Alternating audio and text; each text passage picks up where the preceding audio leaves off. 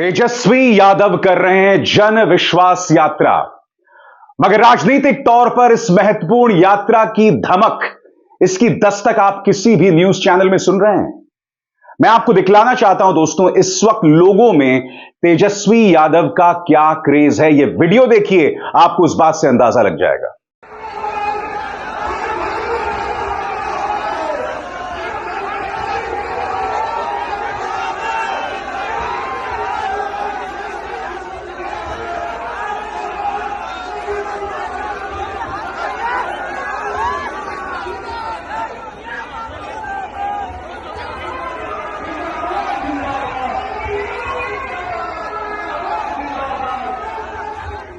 और तेजस्वी यादव की एक एक बात उनके समर्थक सुन रहे हैं। वो एक एक नारा लगाते हैं तो जनता उसे दोहराती है और वो कह रहे हैं कि हर कीमत पर 2024 के लोकसभा चुनावों में भारतीय जनता पार्टी को भगाना है।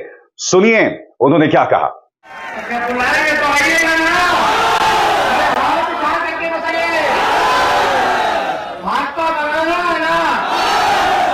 चाचा को काला भगाएगा तो सम्मान कीजिए भाई, सम्मान कीजिए। बड़े हैं, समाजवादी पार्टी के लोग हैं, लेकिन भाई आपके लिए भाजपा चुनाव ताकतवर खाना चाहिए इसकी जगह में अपने ताकत रह गया है।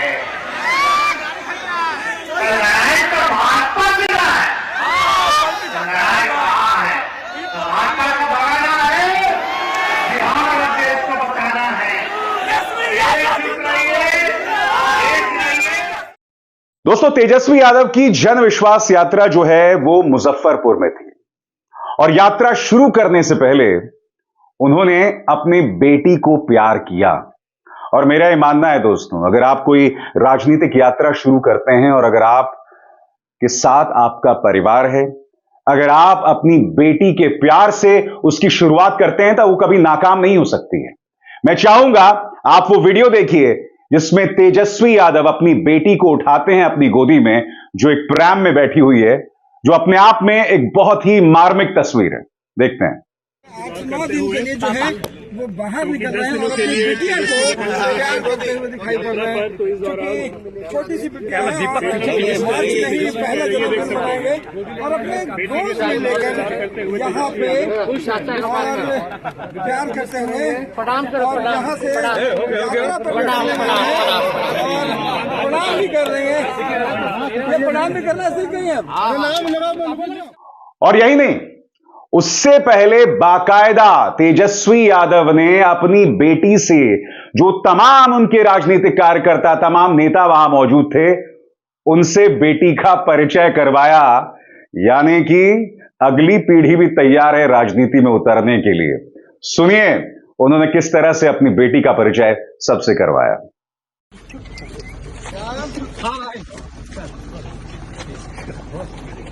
ये देखिए, बहुत साथ में चलेंगे क्या? नहीं, अच्छा, अगले 9 दिन तक तेजस्वी यादव बिटिया के साथ नहीं होंगे तो ये तस्वीरें चलिए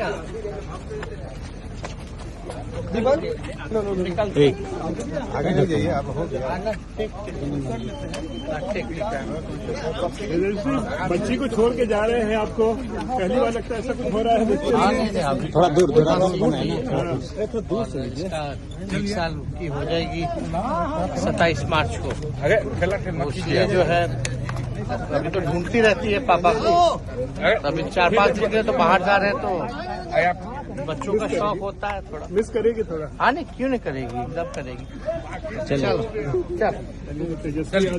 ये आपको ये बात समझना पड़ेगा दोस्तों, इस वक्त तेजस्वी यादव जो जन विश्वास यात्रा कर रहे हैं उन्हें जबरदस्त प्रतिक्रिया मिल रही है और ये अपने आप में प्रधानमंत्री नरेंद्र मोदी और देश के गृह मंत्री अमित शाह के लिए सिरदर्द का सबब है। क्योंकि भाजपा को यह लग रहा है कि बिहार में उन्होंने खेला पलट दिया है। खेला पूरी तरह से पलट गया है, क्योंकि जो बार बार पलटते थे अब वो पलट के भाजपा की गोद में आकर बैठ गए। जिस नीतीश कुमार ने भाजपा के कार्यकर्ताओं को सड़कों पर अपनी पुलिस द्वारा जम के सुतवाया था, पिटवाया था, वही अब उनके मुख्यमंत्री हैं। जिन माननीय सम्राट चौधरी ने कहा था कि मैं मुरेठा तब उतारूंगा जब नीतीश कुमार मुख्यमंत्री पद से हटेंगे, उन्हीं के डेप्यूटी चीफ मिनिस्टर बन गए। जाहिर सी बात है, जनता ये देख रही है, जनता ये देख रही है कि सत्ता पाने के लिए भारतीय जनता पार्टी किसी भी लक्ष्मण रेखा को पार करने को तैयार है। वो ये भी देख रही है कि हर गुजरते दिन के साथ नीतीश कुमार की विश्वसनीयता खत्म हो रही है। ऐसे में विपक्ष की राजनीति इस वक्त तेजस्वी के आसपास घूम रही है। मैं आपको दिखलाना चाहता हूं, जब वो भीड़ से गुजरते हैं तो किस तरह का क्रेज दिखाई देता है। मैं आपको बतला रहा हूं दोस्तों, पिछली बार जब विधानसभा के चुनाव हुए थे, तेजस्वी सिर्फ 2 महीने पहले उतरे थे और आप जानते हैं आरजेडी सबसे बड़ी पार्टी बनकर उभरी थी। यहां तक कि 5 से 6 सीटों में खेला भी कर दिया गया था। तेजस्वी यादव, मैं बता दूं, ये जो तैयारी है, ये जो भीड़ है, ये जो कोशिशें हैं तेजस्वी यादव कर रहे हैं, ये सिर्फ लोकसभा चुनावों के लिए नहीं कर रहे हैं। उनका निशाना विधानसभा चुनाव है।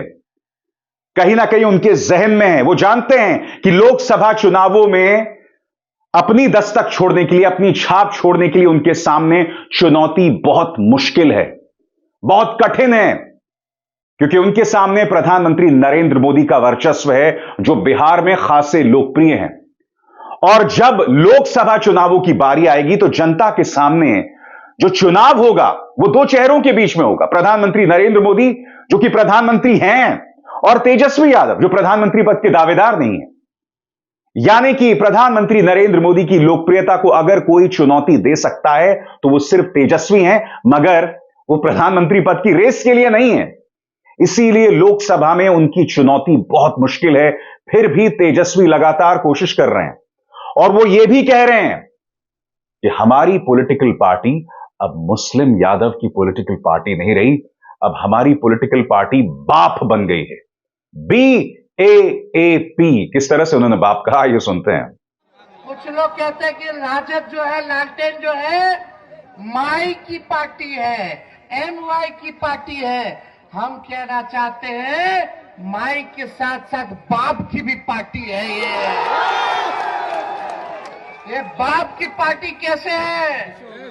B से बहुजन, A से आगरा, A से आधी आबादी, P से पुअर मतलब गरीब। तो ये सब A to Z वाले लोग हैं। सभी बहुजन आ गए, सभी अगरा लोग आ गए, आधी आबादी हमारी महिला आ गई और सभी पुअर हमारे गरीब आ गए। ये माई के साथ साथ बाप की भी पार्टी है। हम लोग जोड़ने वाले लोग हैं, हम लोग तोड़ने वाले नहीं हैं। हम लोग प्यार की बात करते हैं, एकता की बात करते हैं, लेकिन भाजपा वाला लोग तोड़ना चाहता है। आपको तेजस्वी यादव के इस बयान को समझना पड़ेगा दोस्तों।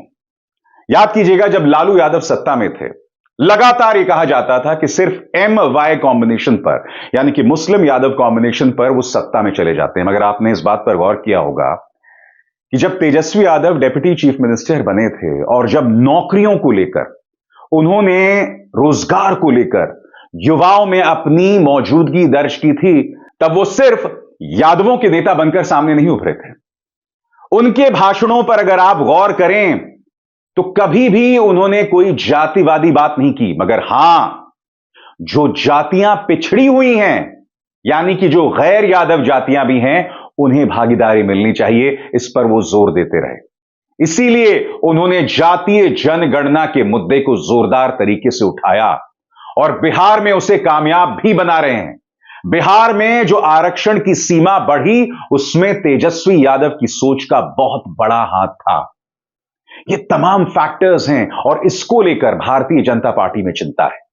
बीजेपी को चिंता कई मोर्चों पर सताई। पहली बात, भाजपा यह समझ रही है कि जनता यह देख रही है कि सत्ता के लिए भाजपा पलटने को तैयार है नीतीश कुमार के साथ साथ। अवसरवादिता कूट कूट कर भरी हुई है। तेजस्वी यादव साफ तौर पर कहते हैं कि भाई तुम्हें हिंदू मुस्लिम डिबेट्स चाहिए, हिंदू मुस्लिम पर लड़ना चाहिए या रोजगार चाहिए। वो मुद्दे की बात कर रहे हैं और बात वहां तक नहीं सीमित रहती है। आपको याद होगा अपने एक भाषण में तेजस्वी ने यह तक कहा था कि अगर आप बीमार होंगे तो आप कहां जाएंगे, मंदिर जाएंगे या अस्पताल जाएंगे।